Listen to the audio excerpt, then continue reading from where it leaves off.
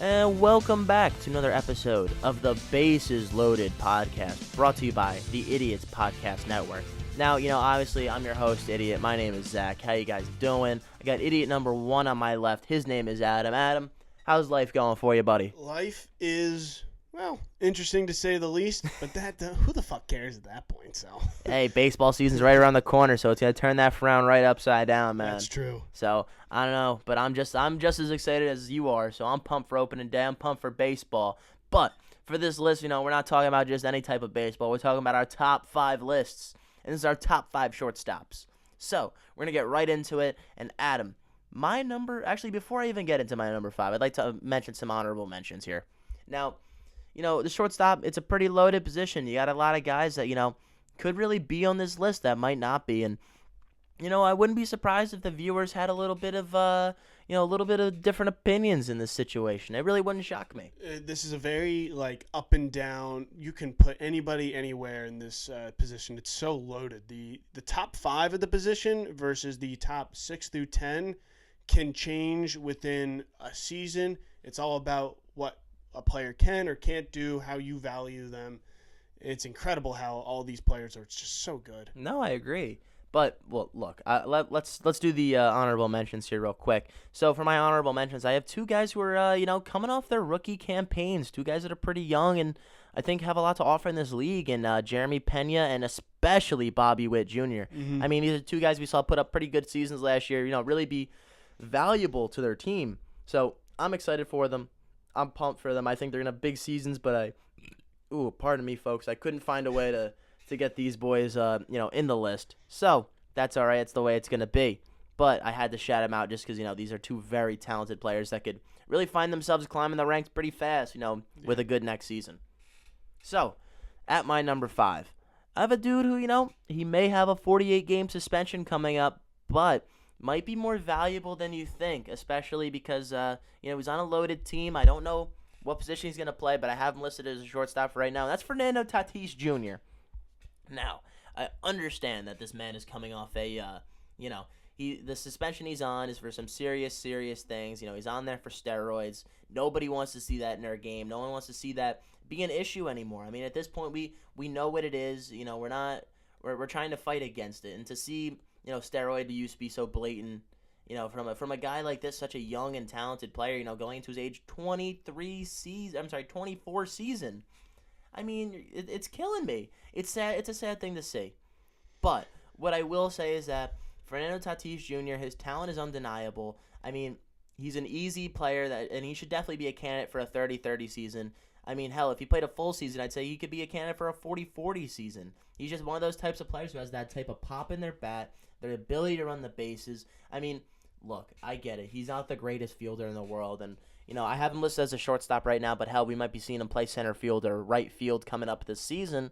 I like Tatis. I like what he has to offer. I think he's a very talented player, and if we can get past that 42-game suspension, he might just be the most valuable shortstop in all of baseball.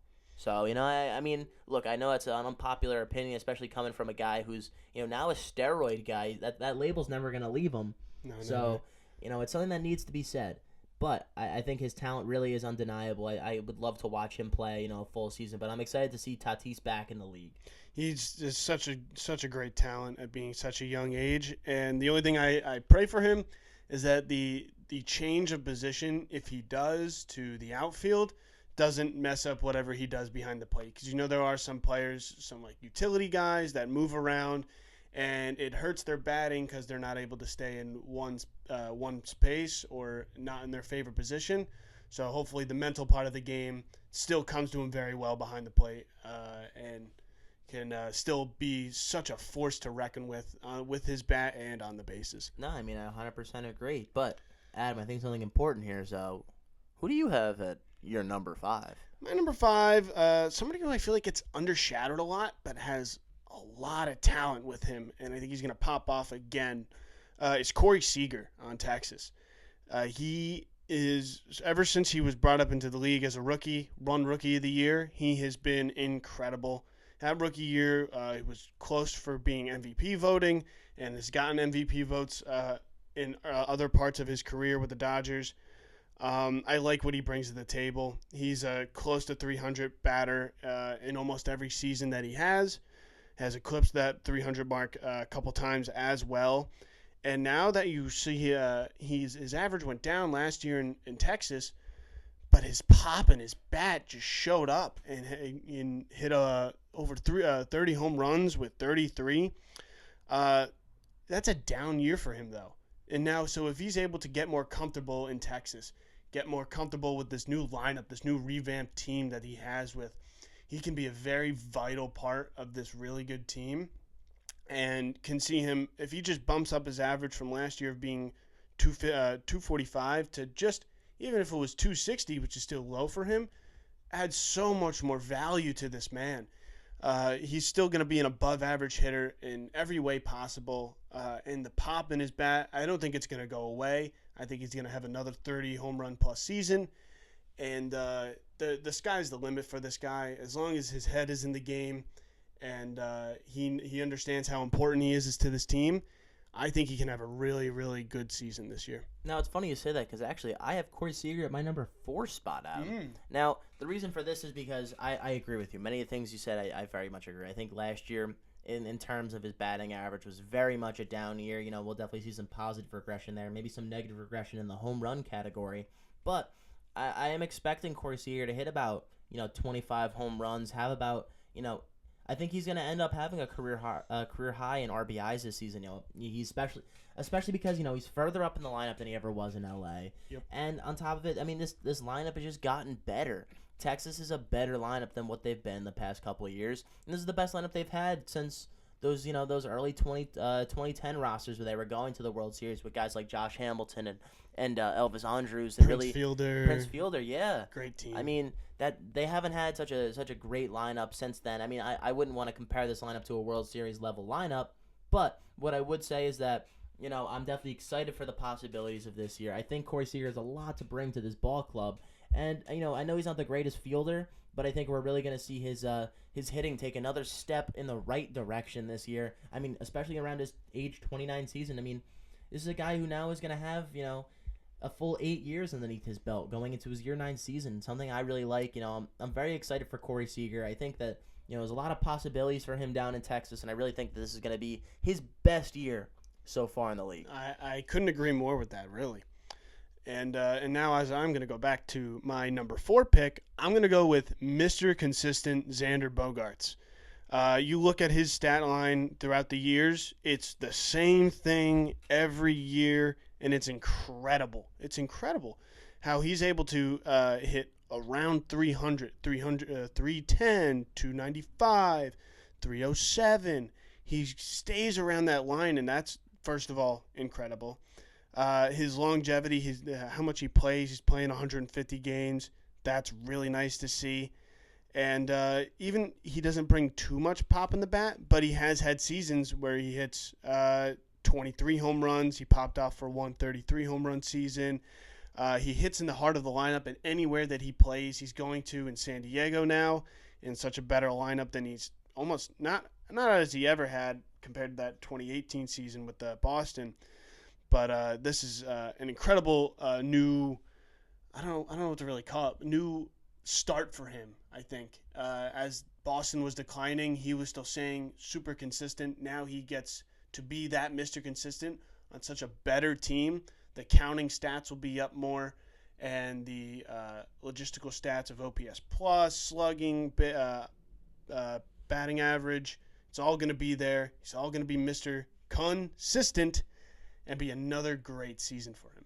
No, I mean, I agree with that. I mean, he's been very, very good throughout his entire career. He's always put up very similar numbers, year in, year out. His lines don't change too much. Mm-hmm. A guy I like, we'll definitely see him at shortstop, most likely at shortstop coming up this year for the Padres in a very loaded lineup. So I'm excited to see how he does. I'm excited to see how that lineup shakes out. I want to know where he's going to be batting in that lineup. Yeah. I wonder if he's going to become more of a runs guy than an RBI guy. I'm very intrigued by the possibilities of what Xander Bogaerts has to offer to the San Diego Padres club. I'm not going to lie. Yeah, can't wait. So, look, I'm going to walk on right down the road to my number 3 pick. And my number 3 pick is a pick that I think we're both going to enjoy here, and that's Francisco Lindor. Mm-hmm. Now, I mean, obviously we've seen Francisco Lindor have some pretty great seasons with the with the Cleveland Indians, now the Cleveland Guardians. We've seen him dominate on a very very high level before. Now I gotta say, last year was probably one of his best, if not his best year. I mean, we saw him for the first time in his career eclipse 100 RBIs. We saw him hit 26 home runs. I mean, look, he gets the job done. He's able to always put up about 100 runs. I mean, he makes it worthwhile for any team to have on his roster. He's a great player. Now, something that I'm definitely expecting out of him, especially with these, with these rule changes this year that might really impact steals, I expect him to really be a 20-20 hitter this year. I can easily see a year where he hits 20 home runs like he has for the past bunch of years, disregarding the COVID year. I mean, he's had 5 straight seasons of at least 20 home runs. So I really like where Lindor's at. I really expect a 2020 season out of him. This is a guy who can be a 30-30 player. And you don't see a lot of those in the MLB. You really don't. Those guys are hard to find, and I could see Lindor being a 30-30 player. He's great in the field. He's a great hitter. He's going to be dead smack in the middle of this Mets lineup. This loaded Mets roster. He's going to be one of the wheels that makes this Mets train move. So I'm excited for him. I'm excited for Lindor. I'm excited for him. I'm excited for him. I'm excited for him. There's not a lot else I can say, but I'm pumped for Lindor, man. He's gonna play at least 140 games, and I'm fucking pumped for it. Him, and Jose Ramirez are the two people I want to point out that hit the same, like, perfectly on both sides of the bat, being a switch hitter. Incredible switch hitter, brings power and contact to both sides of the plate. And that is something you can't value with numbers. It's really incredible. And for a switch hitter to be in the heart of the lineup, that's incredible. Yeah, I mean, it makes it just that much easier against any pitching matchup. I mean, you don't have to worry about what the pitching matchup is. You just know you got a guy that no matter what, he's going to be hitting on the strong side of the plate. And you know what? I'm cool with that. It works with me every time. Love it. Love to see it. With my number 3 pick, I'm going to go with Bo Bichette. Bo Bichette, another 300 average hitter. Career's 297, and I think this year it's going to bump up to 300. And he's a guy who's undoubtedly going to get a 2020 season and 20 home runs and 20 stolen bases, with last year getting 24 home runs and the previous year getting 29 home runs. And in the past 2 seasons, he's only missed a combined 6 games. He is Mr. Stay on the field, be an incredible player. I hope that there will be a Silver Slugger on his way in some point of his career, maybe a Gold Glove. He's only going to be 25 years old. And every year that he has played, every time he stepped into the batter's box, he's been doing the same thing every time and being very consistent. I say that word again, with his bat. But that is really important at the shortstop position. With being so many guys being so good, you have to be consistent in what you do. And, that's exactly what he does every time he steps into the plate. No, it makes a lot of sense to me. He's a very young guy, has a lot of talent, has a lot to offer from Bo Bichette. I'm not going to lie. I'm very, very excited for his for this upcoming season. And hopefully, last year was the trailer to what could be the movie this year. But you never know, because there were plenty of odd issues up there in Toronto this past season. But regardless, I think Bo Bichette's a great player, and maybe you'll hear more about him. I don't know. But what I will say is, at my number 2 spot, Adam, we're going to move on down. I got Trey Turner here. Yep. I think Trey Turner's a phenomenal player. A guy I could really expect to see a steal spike in his numbers from the last, 2 seasons where he's been in that, he's had 32 and 27 steals. I could see him, eclipse 50 steals this year. Something that not a lot of people are going to talk about, and maybe that might be a little bold of a prediction, but Trey Turner he's so fast. He's in age. This is going to be his age 30 season. I really, really like where he's heading. The fact that he's on the Phillies, it gives him a lot of opportunity to just, fly around the bases. He's going to be doing it all season long. They're going to want to put him in better positions. I mean, that lineup just hits. So they know if they can get him into scoring position, hell, he's most likely coming home. So that being said, I also like the fact that I think he's going to explode this year in the run category. I think he's going to end up having a career high in runs and steals. Yep. Now, he does hit about 20 home runs a season, something I do like to see out of a speed guy. Now, is he always going to hit you 20 home runs? No. But I don't think he's necessarily going to need to hit you 20 home runs to be just as effective and efficient of a player as Trey Turner has been throughout his entire career. I really like him on the Phillies. I really like what he does. He's not the greatest fielder in the world, but he makes up for it with speed. and he's great behind, at the dish. He always hits at a high average. His His OPS plus has always been phenomenal. I mean, on average, he's about 22% better than the average MLB hitter, which is, that's pretty good. I'm not going to lie. I really do like that. So, for a guy that doesn't always have the most power, he's able to do just about everything else. So I'm very excited for him coming up in this season for a team that really doesn't need power. They need everything else that Trey Turner is able to offer. He is super efficient in everything he does. He doesn't have a weak spot, and that's what makes him such an amazing player and so incredible. I will have more to talk about him later, because my number 2 pick is Francisco Lindor, and I expect high things from him as well this season. I think kind of his 2021 campaign was almost like another rookie year for him, because then you see his years on Cleveland. His first year was really good, but then he just got even better as years went on. And I think that's the same exact thing as what's going to happen with him on the New York Mets. With his batting average is going to keep spiking, I think. I think it's going to be more around the 280 range, because it has been before, and that's where he should be. He can be a high MVP candidate in the votes. He has 2 Gold Gloves. He has 2 Silver Sluggers. He has proven that he has the capabilities of doing everything. Last year, he did put it really well together, putting a really good season together with the New York Mets, batting in that 3-hole that is very important and tough to bat into at that. And I think it's only going to get better up from here. I think the average will go up. The home runs might go up and might go down. He has everything in his repertoire to become an MVP candidate. And I just as you said, I'm excited for him. I'm really happy for him that he is flourishing now, and he's been more comfortable in the city of New York. And not much else to say, but he will have a really good season this year. No, I like I said before, I agree. I think Lindor has a lot to offer. I'm very excited for this upcoming season for Francisco. He's going to be one of the hearts and souls of this New York Mets lineup. So, like you said, there are very high expectations for this high caliber player, and I think he's going to be able to meet them this year. Mm-hmm. So, look, I'm going to get right down to business. This is my number 1. This is a real deal, Adam. I'm very excited for this. I think this is going to be a little bit more surprising than you expect, but I'm actually going to go with Bo Bichette at my number 1 spot. Wow. Yeah. Now, I know he doesn't have a ton of accolades. He's never won a Silver Slugger. He's never won a Gold Glove. He's never won a batting title. He's never won anything. But what I will say is that Bo Bichette, going into his age 25 season, he's one of the hearts and souls of this Toronto lineup between him and him and Vladdy. So I'm very excited for for Bo Bichette this season. I think he's going to come and play with another phenomenal season. He's going to come close if he's able to play as many games as he's had for the last 2 years. I think he's going to come close to that 200 hit mark again, and something I'd be very excited for. He bats damn near 300. He has good power. He has halfway decent steal numbers too.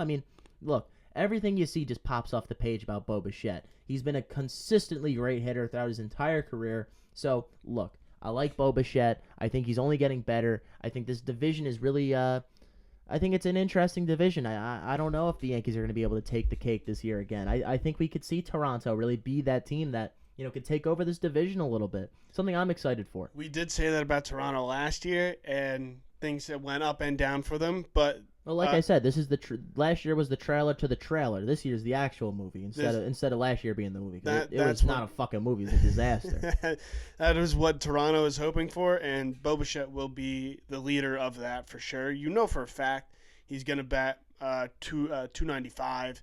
All depends on the home runs or what's going on around him, but for a fact that he is going to be a consistent bat in that lineup. And he's going to play day in and day out. He stays on the field, and he is super productive.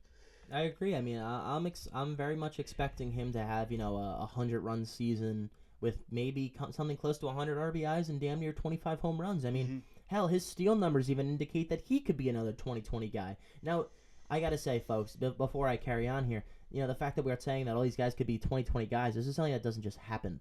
MLB guys just aren't 20-20 guys every year. You don't just get 100 20-20 guys, but to have the possibility of being a 2020 guy, that's something that should excite you, something that you should be pumped up for because it's a special accolade to hit. To be able to be that effective, on the bases and at the dish, it really does mean something for your game. That shows how truly effective you can be at all different facets of baseball. So I'm very excited for Bo Bichette.